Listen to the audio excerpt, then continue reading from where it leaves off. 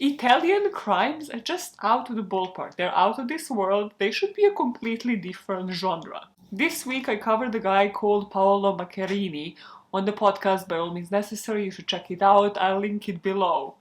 Conman, like, you haven't seen it before. This guy went to the stage where he actually had wedding invites addressed to like Clinton's, Obama's, John Legend. Were there any addresses on them? You'll need to go and find out what he managed to sell to his future fiancée. Today, on this channel though, on God Bad, right where you at, right now, don't leave it, we're talking about yet another Italian. We're going a bit in history here, but yet again something you probably have not encountered before, unless you have heard about this exact case before. We're talking about Leonarda Cianculli, also known as the soap maker of Correggio or saponificatrice di Correggio, right? I could do this. I could do Italian. I do type Correggio pronounce, saponificatrice pronounce. Feed the delusion, please. I have done a lot of word pronounce, clicked on the YouTube link, so yes, because I don't like things butchered, because my name, 4 letters, M-A-J-A, people pronounce it all different ways, but the name is Maya. Hi, welcome to Gone Bad. Gone Bad is a series on this channel that comes out on Wednesdays, and it covers criminals that weren't always criminals. No, they've done like decent, normal jobs like you and me, and then just one day have turned to crime and never looked back. Because that's usually how it goes. Without me babbling further, let's dive into the case of Leonarda Cianculli. Love it, it just rolls off the tongue. Yeah, you should not be happy about that. She was a serial killer. Leonarda was born on April the 18th, 1894 in the small city of Montella. Montella is close to Pompeii or Naples, so when you're thinking about like the Italian move, sort of like the middle and then towards the west. But you see, Leonarda's life was quite tough from the very start. To begin with, she was the child of rape. Her mother, Emilia, because this is again even earlier 18,000s, when virginity was a currency. Unfortunately, I don't know how else to say it. So Emilia, Leonarda's mother's parents, were quite well off and they wanted her daughter to marry another rich person to just continue the legacy. But for that to happen, Emilia needed to remain a virgin. Unfortunately, one day Emilia was just walking by and this guy happened to come across her, push her into these bushes and rape her. And she went home and she kind of suppressed this, didn't tell anybody until she noticed she was pregnant. And then she had to confess to her family and she thought, okay, they're gonna understand, this is a child of rape. Like, I bet she wasn't thinking about abortions back in the day, but she also didn't expect for her parents to do what they did next, which was that they asked her to marry her rapist. And this is the marriage that Leonarda was born in. And due to this, even though Emilia didn't do anything wrong, again, this was 18,000s, the family completely ostracized her. They didn't want anything to do with her, so Emilia had to move to this poverty-stricken part of town with Leonarda's dad. Not much is known about Leonarda's childhood, except that she really suffered because her dad, the rapist, died when Leonarda was still really young, and her mother took that opportunity to finally marry somebody else. But this marriage wasn't happy either, and it seemed like Leonarda's mother wanted to follow the same footsteps that her own mom did, in order to escape the poverty life, finally, in order for her daughter to marry somebody rich, and then they can tag along with that family, and everybody can just escape this part of town. But Leonarda had other plans. I actually found in multiple different sources that Leonarda tried to commit suicide twice when she was younger, but I couldn't find like any further information on that because nobody spoke about it at the time, which might seem to become a pattern as this video goes along, because there's a couple of things that today would have been seen as something completely different. 1917 comes around and Leonarda's mother had a suitor for her.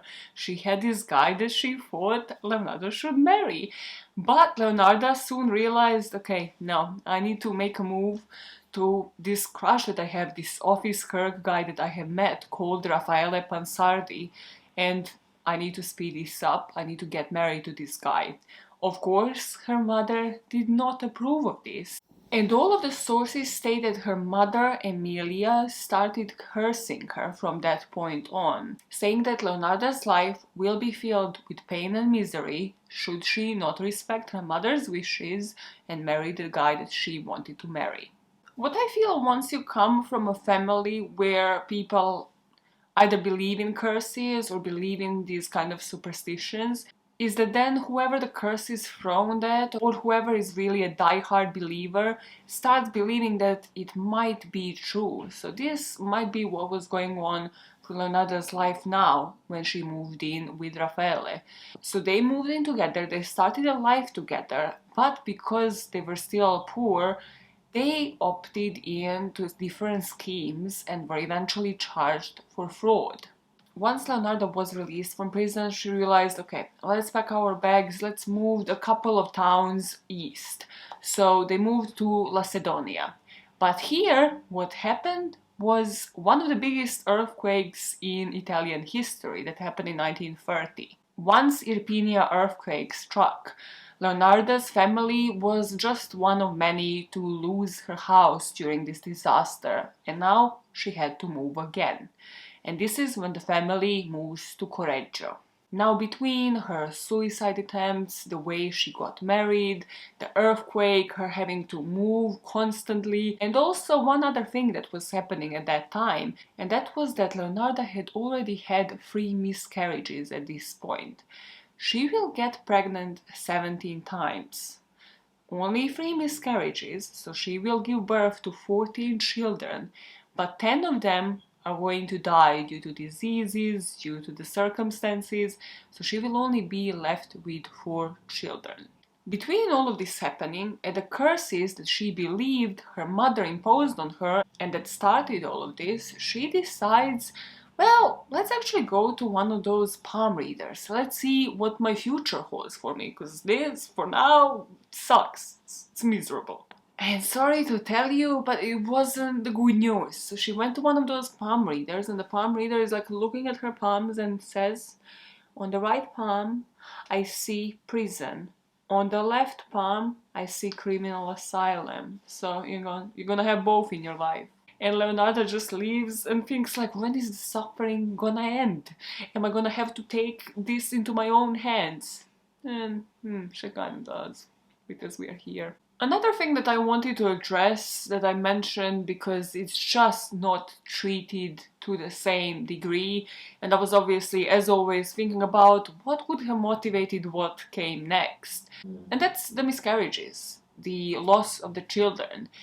Even loss of one child through miscarriage or otherwise today would lead to something like anxiety or depression, and you would be clinically assessed for it, you would be given medication or treatment for it. Back then, this did not exist.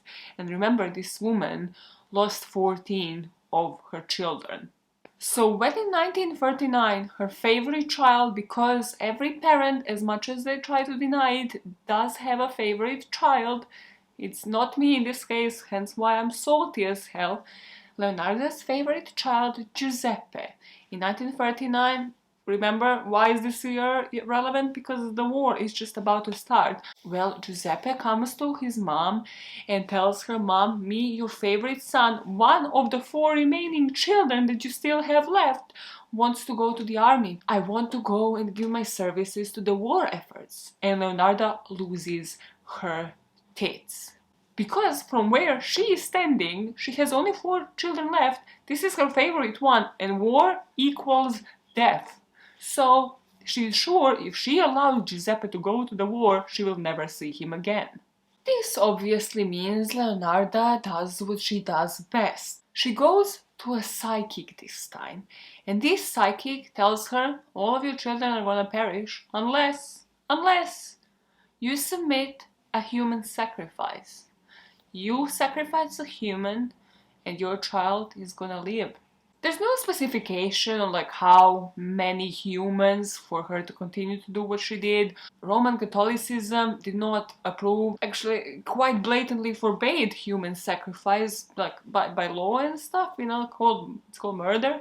And there's no belief or superstition at the time that believed in human sacrifice. Still, Leonarda takes this very seriously.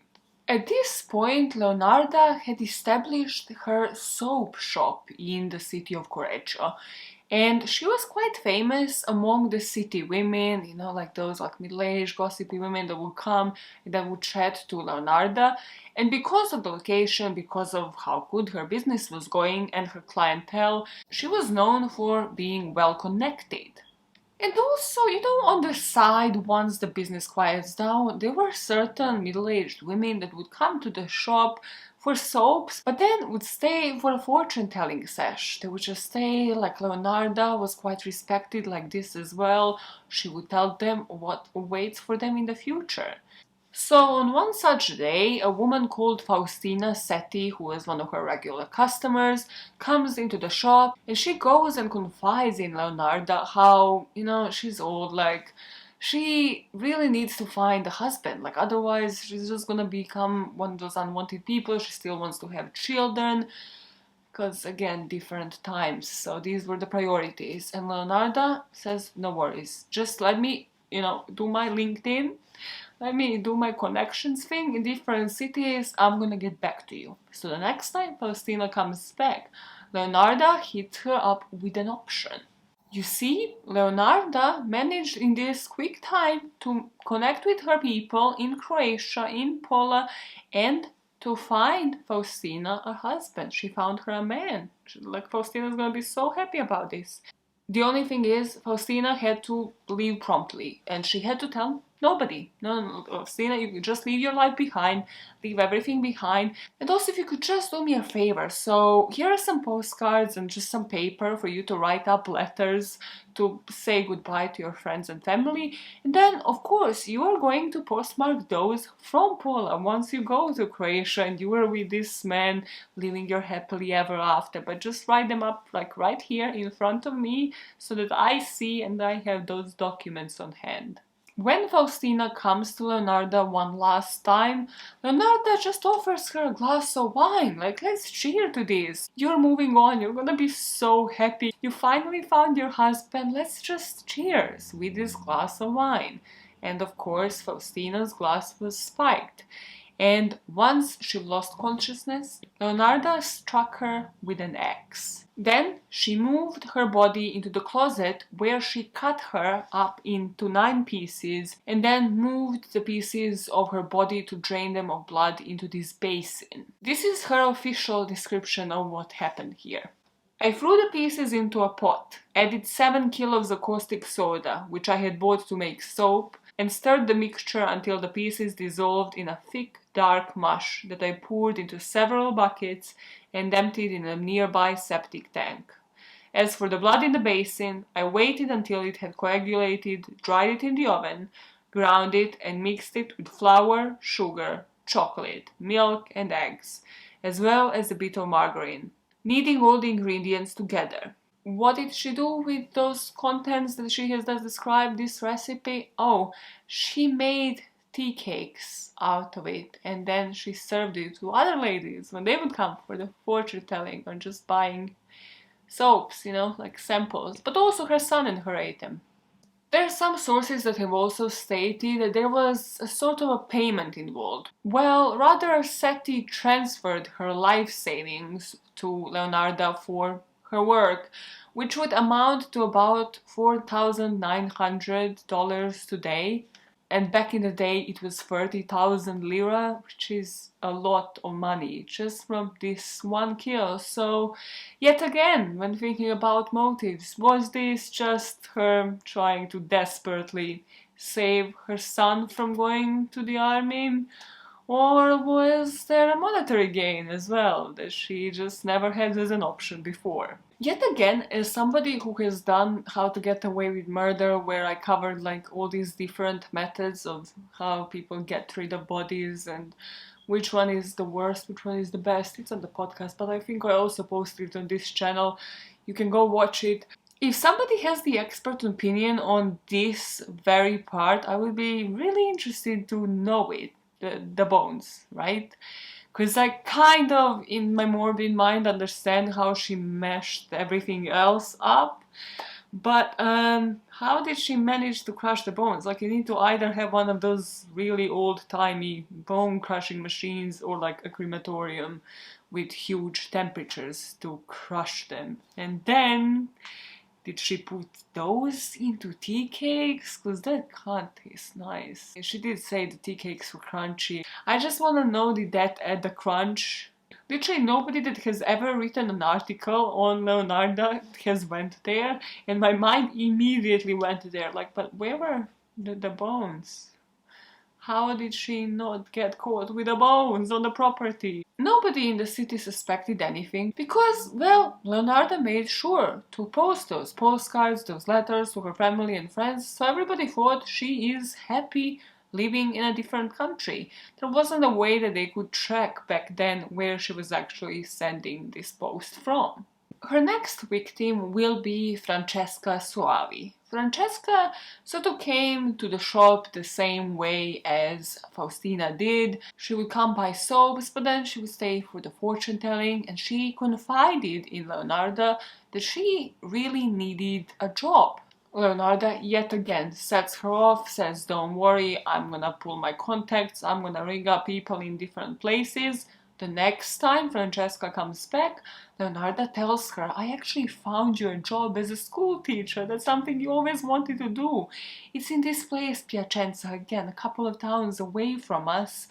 And again, you kind of just need to say goodbye to everybody and write these letters, write these postcards for them, just leave them with me, and then you'll take them the last time that you come here before you go to Piacenza. The last time Francesca comes to visit Leonarda, she meets the exact same fate as the first victim. They cheer with a glass of wine.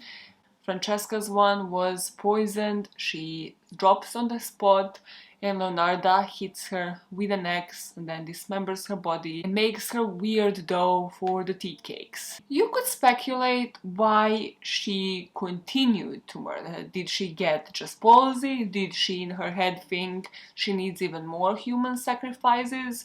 Or was it the fact that she only got 3,000 lira from her second victim, Francesca?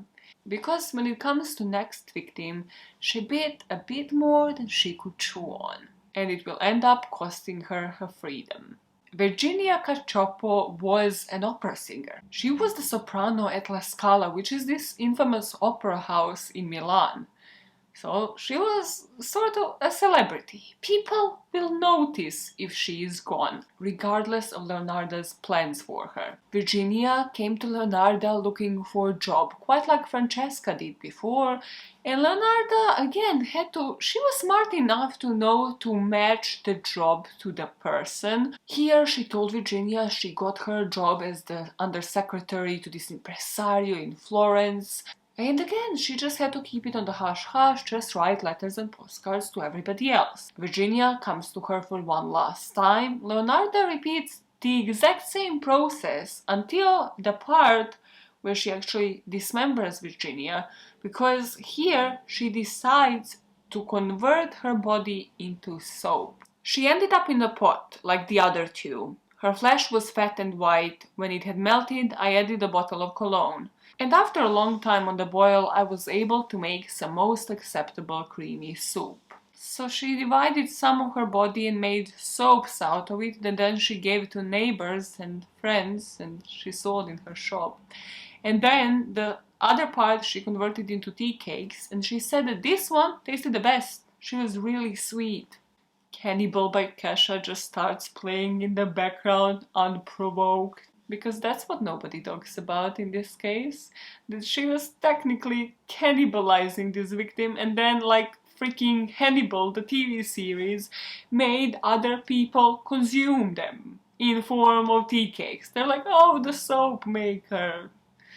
She converted people to soap. She converted people into tea cakes. She made others eat them. She made other people eat her victim. Because Cacioppo was richer than her other victims, here Leonarda managed to milk about 50,000 lira and also some of her jewels and bonds, and she even managed to sell some of this woman's clothes or shoes. But this victim had somebody looking out for her, because her sister soon honed in onto something. And she remembers, no, my sister was last seen going into Cianculli's house. This must be connected. And once she received like these postcards or letters, she just said, this doesn't make any sense. This is something shady. And she goes immediately, reports it to the local police, and she says, listen, I think it's Leonarda, like, let's just go question her. Like, she was last seen going to her property. But the police, because as much as it sucked being a woman during this period of time, there was one potential benefit, and that is that nobody in the right mind would suspect you're doing a crime. You're just too precious. Leonarda, look at her dumbass face. She was so precious. She's like an old grandma here, although she's probably like 40. Actually, yeah, she was like 40 something in these pictures. Jesus Christ, and I thought I aged badly. These police officers are like, I hear what you are saying, but there must be a male living at that property. And then they find out, no, there's this guy, yeah, her son, named Giuseppe. So we think Giuseppe did it. So one day, they just go to her house and they're like, hey, we are here to arrest Giuseppe Pansardi, your son. And she probably started profusely sweating at this very moment. They arrested her son and she was like, oh my god, I've done even worse, because now my son is gonna go to prison. So she goes to the police and fesses up to all three of her murders. While she was in custody awaiting trial, she wrote this book called An Embittered Soul's Confessions. And you're thinking like, wow, memoir by a murderer, great, yet another one. But it was sort of a memoir, you could say so, but Leonarda also shared best practices to convert humans to soap. I feel like I should not be saying this in a video, but there are Reddit threads with like links on how to download PDFs to this book if you are by any chance interested. And if you are, just stop yourself for a split second and wonder why. Why do you want to read the recipes of a woman that killed 3 people and converted them into soap? What are you gaining out of that? But yeah, I find it bizarre that there is technically a recipe book for murder out there that kind of nobody knew about until this one case from the 1800s. During her trial, people would wait in chunks between courtrooms, between jails, for the doors to open, and they would stampede over each other just to have a glimpse, just to see, have the in on the drama. But that wasn't all. Possibly the most questionable thing out of everything was that during the trial, nobody believed that this woman could chop these people up so precisely, so quickly, without anybody finding out. But also, more importantly, they were looking at Giuseppe at best as a prime suspect, but if not that, then an accomplice, because she must have had assistance. So, what they did, brilliantly, was bring Leonarda to the morgue. Yes, to the morgue. Do you see where this is going? And then they allowed her to perform a dismemberment of a body on a real corpse. So Leonarda just proceeded and cut up that corpse in 9 pieces in about 12 minutes. Different times. So after that, they had absolutely no doubts left. Also, I hope that family consented to that, but then again, I don't know these details. This resulted in Giuseppe getting acquitted and Leonarda getting her sentence.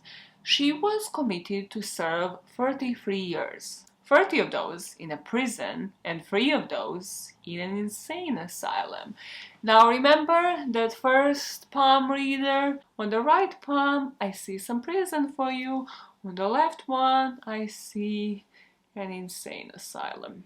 Another mystery that was revealed prior to her being convicted was that Giuseppe, unknowingly, her son, actually did dispose of certain things for her mother.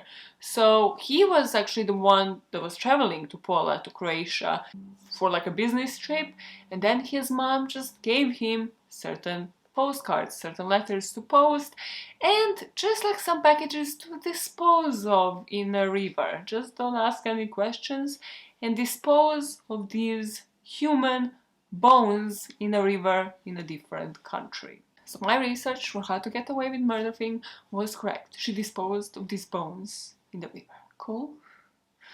People did not eat the bones. That's not what made these crunchy. Still, a human body has a lot of bones. I still stick to what I said. A human body has a lot of bones. I don't have a full explanation here. Leonarda will end up serving her prison sentence, and then in 1970 she moved to this asylum, and that's where she suddenly died at the age of 79. And it was said it was due to cerebral apoplexy, which is like similar to a hemorrhage or a stroke. But that's not where her legacy ends. Her body was returned to her family to bury her wherever they wanted, but the police seized the pots and the axes that Leonarda used to murder her victims and has passed them on to a criminological museum based in Rome, where they're still on display. So once the quarantine's lifted, you can go to a criminological museum in Rome and peek inside a pot in which Leonarda Cianculli, the protagonist of this saga of the day, converted human flesh into tea cakes and soap. I don't know about you, but I kind of lost my appetite for the day, so that's great. That's everything that I have for you on this messed up story of the soap maker of Correggio. How do you feel about Leonarda Cianculli right now? Do you understand what I meant by Italian crimes? Just taking it a bit further. It's like a ball is a bit outside the normal ballpark of crimes. And most importantly, what do you think really motivated this woman? Was it simply greed? Was it simply a monetary gain? Did she actually believe that she had to sacrifice humans? Would she have stopped eventually? Like, surely if you believe in human sacrifice, it's like one for one kind of game. It's not like you sacrificing the 3 humans for what? One not to go into the war. Also, what were the logistics of that? Why were we never explained that? Like, she never said in court or otherwise, like how she explained this to herself. Like, how were those actually to prevent her son physically going into army? You know, there were a couple of steps that were just missed out there. Just didn't make a whole load of sense, Leonarda. Or what I'm really interested in is, does any of my listeners really believe in superstitions? If so, which ones? Comment below. And to what degree? Or do you just believe it's something psychological? Like once you hear of a curse, like, oh, somebody has cursed me for life, or once somebody like reads your palms, tells you your fortune, and suddenly you just start living your life believing in that, rather than actually following the pathway that you wanted to follow. Like, is there something in that influence that might have contributed to Leonarda's path in life? And how one day she just decided to turn to crime, to go bad. Until next week, when I bring you another story of a person that has gone bad and has turned to crime, make sure you like this content if you like this type of video. And you subscribe to what? To this channel. God damn it. Okay, now I'm out. And you comment your superstitions, okay? Comment your superstitions. Is it the leather? Is it the cat's one? In Serbia, we throw a bucket of water after you, like when you go to like